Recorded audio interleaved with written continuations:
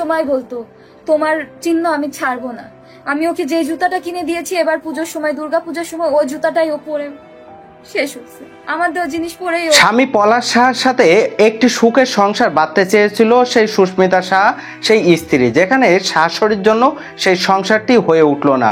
শাশুড়ি এমনকি বউয়ের দ্বন্দ্বে যেখানে সেই ছেলে নিজের আত্মহত্যার পথ বেছে নিয়েছে, এমনকি সেখানে সামাজিক যোগাযোগ মাধ্যমে ভাইরাল, সেখানে স্ত্রী দোষ দিচ্ছেন সেই মা আরতি সাহার দ্বন্দ্বে যেভাবে সেই সংসার ভেঙে তছনছ হয়ে গিয়েছে। এমনকি মা আরতি সাহার বর্ণনায় উঠে আসছে সেই স্ত্রীর যেভাবে সেই স্বামীর ওপরে প্রতিনিয়ত অত্যাচার করত, যার পরিপ্রেক্ষিতে সে আত্মহত্যা করতে বাধ্য হয়েছে। কি ঘটেছিল সেই সম্পর্কে সেই সুস্মিতা সাহা স্ত্রী বর্ণনা প্রদান করছে, তার কথা শুনলে আপনারা শিহরিত হয়ে যাবেন। চলুন সরাসরি মূল ভিডিওতে চলে যাই। আসসালামু আলাইকুম, নতুন একটি ভিডিওতে স্বাগতম। আমি সুনমান। আপনি যদি আমার চ্যানেল নতুন হয়ে থাকেন অবশ্যই চ্যানেলটি সাবস্ক্রাইব করে পাশে থাকা অল নোটিফিকেশন বেল আইকনটি অন করে দিবেন। ইতিপূর্বে চ্যানেলটি সাবস্ক্রাইব করে থাকলে আপনাদেরকে অসংখ্য ধন্যবাদ।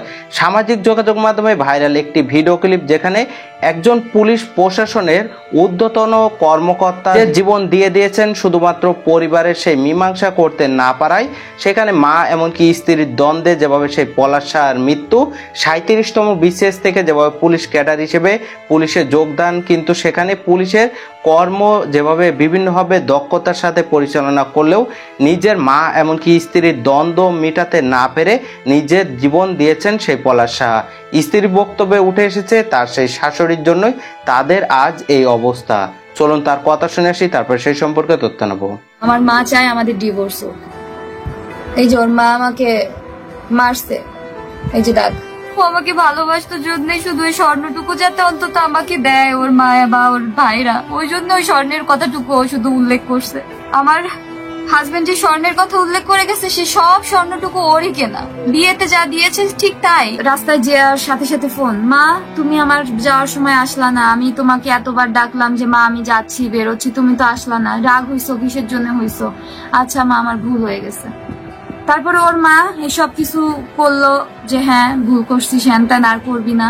ইভেন আমার হাজবেন্ড যদি পথে যেতে যেতে সিঁড়ি দিয়ে নামতে নামতে, আমরা তো 7 তলার উপরে থাকতাম, নামতে নামতে ও যদি ফিরে তাকাইতো আমি তো দরজায় দাঁড়ানো থাকতাম, সেটা নিয়ে ওর মা ওকে খুব বাজেভাবে অ্যাটাক করতো যে ফিরে তাকানোর কি আছে, বউয়ের সাথে এত কি, বউকে এত লাই দেওয়ার কি আছে, তুই বেরোচ্ছিস তুই বেরোই যা, পিছনে তাকে আবার তাকাতাকি চোখাচোখি করার কি আছে। এটাও বলছে তার মা, আমার শাশুড়ি। সে তার ছেলেকে বলতেছে বউয়ের সাথে চোখাচোখি কেন করিস। ওই টাটাটাই আমার হাজবেন্ডের শেষ টাটা ছিল। আমাকে আমার হাজবেন্ড আর জীবনেও টাটা দিবে না, জীবনেও দিবে না। ওর মাকে যখন মানাইলো যে মা আমার ভুল হয়ে গেছে আর টাটা দিব না, তখন ওর মা আরো ব্লেম করলো যে তুই যে বাজার থেকে মাছ আনছিস তোর বউ না মাছের পিস গুলা ছোট করছে, অথচ মাছ কিন্তু কাজের মহিলা ওয়াশ করে দিয়ে গেছে। আমার ভুলটা কোথায় হয়েছে, আমার শাশুড়ি মা কাজের মহিলাকে বলে দিছে যে আমাকে যেন মাছ টাছ ধরতে না দেয়, দেখতেও না দেয়। কাজের মহিলা মাছ ধুয়ে যাবে, ও ফ্রিজে তুলে রেখে যাবে, উনি ওনার মতো রান্না বান্না করবে। কারণ কি, আমার হাজবেন্ড হচ্ছে মাছের পিস গুলা বড় বড় করে আনতো। সে খুব ভালো ছিল, সে তার মাকে বউকে খুব ভালো রাখার চেষ্টা করতো, প্রত্যেকটা সময় প্রত্যেকটা সেকেন্ডে চেষ্টা করতো তার মাকে আর বউকে ভালো রাখার। কিন্তু ওই যে বড় বড় পিস করে আনতো তো আমার হাজবেন্ড মাছের, তো আমার হাজবেন্ডের জন্য আমার শাশুড়ি মা বড় পিস গুলা রেখে, আর সে বড় পিসই খেত, রান্না করে সে খেয়ে নিত। যখন আমার হাজবেন্ড অফিসে থাকতো আমার হাজবেন্ড দেখতো না যে তার মা খেয়ে নিচ্ছে, আর আমাকে যেহেতু মাছ দেখতে দিত না, তো আমি তো জানতেছি না কয়টা পিস বা কি রান্না করছে। আর যে বড় পিস গুলো ওইগুলোকে 4টা খন্ড করতো, বড় পিস গুলোকে কেটে আমার শাশুড়ি মা 4টা ভাগ করতো। তার ছেলেকে কি দেখাইতো যে তোর বউকে একটা ভাগ দিচ্ছে আমিও একটা ভাগ খাচ্ছি, আবার রাত্রে তোর বউকে একটা ভাগ দিচ্ছে আমি একটা ভাগ খাচ্ছি, অথচ সে যে দুপুরে রান্না করে খেয়ে নিচ্ছে এইটা আমার হাজবেন্ড আর জানতো না। সে জাস্ট তার ছেলের সামনে ভালো সাজার জন্য এই কাজটা করতো। ওই জন্য আমার সংসারের কোনো কাজ আমাকে লাস্টের দিকে ধরতেই দিত না। আর ওই যে ডিভোর্স, আমার হাজবেন্ড মারা যাওয়ার আগে তার অফিসের বসকে ওই যে 6 মে ওই কারণে মাছ কাটাকাটি নিয়ে যে ঝামেলাটা, ওইটা নিয়ে আমার আর সহ্য হলো না, আমার সহ্যের সীমা অতিক্রম হয়ে গেল। যে সকালে টাটা নিয়ে তার এক কাহিনী, আবার মাছ নিয়ে, যেটা আমি করি নাই, টোটালি মাছ পিস ছোট করি নাই, মাছ ধরি নাই, কাজের মহিলা ধুয়ে দিয়ে গেছে, কাজের মহিলার সামনে আমি প্যাক করে জাস্ট উঠায় রাখছি, আর কিচ্ছু করি নাই। আমি দুপুর 2:30টার সময় আমার আর সহ্যের বাঁধ ভেঙে গেল। আমি আমার হাজবেন্ডকে বললাম যে আমি আসতেছি, আমি তোমার অফিসে আসতেছি, আমি কথা বলবো, তুমি যদি আমাকে ব্যবস্থা না করো, আমার একটা ডিসিশন দিতে হবে। 2.5 বছরে আমার আর সহ্য হচ্ছে না, আর আমার সহ্য নাই, আমার সহ্যের সীমা লঙ্ঘন হয়ে গেছে। আমার মাকে 6 মাস তুমি তোমার আরো 2 ভাইয়ের কাছে রাখো, 6 মাস তোমার কাছে রাখো, যেহেতু অনেক ডিস্টেন্স চিটাগাং থেকে গোপালগঞ্জ, এটাও আমি মাথায় রেখে তাকে বলছি। সে বলে যে না, আমি তো আমার মাকে ছাড়া একটা দিনও থাকবো না, একটা দিনও না। পরে আমি বললাম যে আচ্ছা ঠিক আছে, আমি আসতেছি। এই শুনে সে অফিস থেকে চলে আসছে, কজ অফিস আর বাসা পাশাপাশি ছিল, চলে আসছে। পরে আমি বললাম, আমাকে বাসায় এসে বললো কি তুমি কোথাও যেও না। আমি বললাম আমি যাবো, আমি সুইসাইড করতে যাব, আমি সুইসাইড করতে যাবই যাবো, তুমি আমাকে আটকাইতে পারবা না। তো আমাকে যখন সে আটকাইতে গেল, আমি লিফটে উঠতে গেছি, লিফটে উঠতে দিল না, বলে যে না তুমি যেও না। পরে আমি সিঁড়িতে নেমে যাচ্ছি, নেমে যেতে যেতে আমার হাজবেন্ড যে শুনছে আমি সুইসাইড করতে যাচ্ছি, আমার হাজবেন্ড আমার পিছন পিছন আসতেছিল যে না না তুমি এটা করো না। ওর মা ওই মুহূর্তে ওকে পিছন দিয়ে ডাক দিছে, এই তুই না খেয়ে যাইতে পারবি, ও মরে মরুক। আমার শাশুড়ি আমার হাজবেন্ডকে বলতেছে ও মরে মরুক, ও যা ইচ্ছা করুক, ওর নাটক জানা আছে। ওকে আসতে দিল না, আমি আমার মতো চলে গেলাম। ওর অফিসে যে বসে আছে ও দেখে আসে না, আমি তো শুনে আসছি যে ওর মা ওকে খাইতে বলতেছে। তো দেখি 45 মিনিট পরে ওর অফিসে আসছে। তো এই মুহূর্তে যখন 45 মিনিট পর ও গেল, আমি তখন ওকে জিজ্ঞাসা করলাম যে তুমি কি ভাতটা খেয়ে আসছো?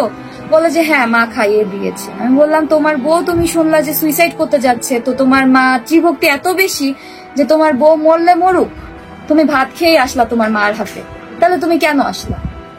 বলে তা আসবো না, তোমাকে নিতে আসবো না। আমি বললাম আমি যদি সত্যি সুইসাইড করতাম, তোমার বস আর বসের বউ না থাকলে তো আমি সুইসাইডই করতাম।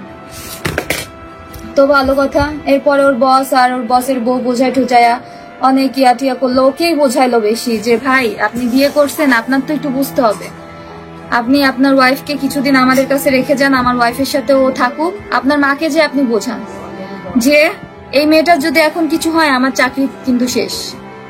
ও আমার হাজবেন্ড বলল যে ভাই আমার মাকে বুঝায় লাভ নাই, আমার মা চায় আমাদের ডিভোর্স হোক। সো এই পজিশনে আমার মাকে ওইটা বুঝায় লাভ নেই যে এই মেয়েটার ক্ষতি হইলে কি হবে না না হবে, আমার মা চায় ওর ক্ষতি হোক, ও মরে যাক। স্বামী পলাশ শাহ, যিনি দক্ষতা এমনকি যেভাবে পুলিশ প্রশাসনের কর্মজীবনে যেভাবে র্যাব 7 চট্টগ্রামে নিজের সেই কার্যালয়ে নিজের অফিস কক্ষে যেভাবে নিজের ব্যবহৃত রিভলভার দিয়ে নিজের মাথায় গুলি করে আত্মহত্যা করেছে, সেখানে মা এমনকি স্ত্রীকে নিয়ে বসবাস করার জন্য যেভাবে আকুল আকুতি ছিল তার নিজের মনে, মাকে ছাড়া বাঁচত না, এমনকি স্ত্রীকেও সমান ভালোবাসত, যার পরিপ্রেক্ষিতে স্ত্রী এমনকি মায়ের দ্বন্দ্বে যেভাবে নিজের জীবন শেষ করে দিল সেই পলাশ শাহ, সেখানে তার স্ত্রী এমনকি মায়ের সর্বশেষ যে বক্তব্য ছিল সেখানে স্ত্রী সেই বিষয় নিয়ে যেভাবে তথ্য জানিয়েছে, আপনার সে কথা শুনলেন। সেই সম্পর্কে আপনাদের তথ্য মন্তব্য কমেন্ট বক্স জানাবেন। সকলে সচেতন থাকবেন, পরিবার নিয়ে ভালো থাকবেন, সুস্থ থাকবেন। দেখা হবে পরবর্তী অন্য কোনো ভিডিওতে, সে পর্যন্ত আল্লাহ হাফেজ।